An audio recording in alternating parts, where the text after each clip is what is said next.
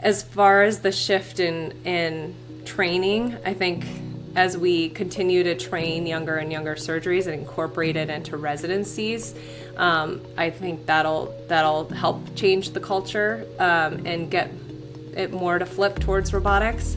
And in the middle zone, while we're kind of waiting for technology and we're still waiting for training to come to fruition, right now I think it's about helping surgeons adopt it and get through their learning curves as quickly as possible. One of the companies that I really like is FundamentalVR, and they are working in this space to make it a virtual reality type setting, where potentially you don't have to have access to a physical simulator or to the robot itself, but we can have a headset and simulate the robotics training in virtual reality. I think that's a really cool concept, and I think we know that simulation works, and that may be something that bridges this gap.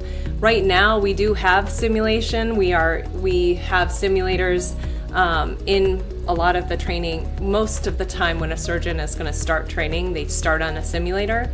But again, access to that simulator is a bottleneck. So there may be one or two simulators in an institution, some have none, so you have to travel to get on the simulator. And we know that as you're adopting a new skill, the more practice you have, the more kind of muscle memory and training of your brain happens, so that it becomes more automated. What I like about the idea of like a virtual reality type of setting is that we could go back to it. So you could do a training and maybe then have that training accessible online, so that if we do the training and then our first case isn't until 3 months from now, you can go back to that training in real time, like the day before, an hour before, and you don't have to travel, you don't have to go off campus, and you can do it within your normal workflow, which I think would really change the game as far as the learning curve and access to simulation.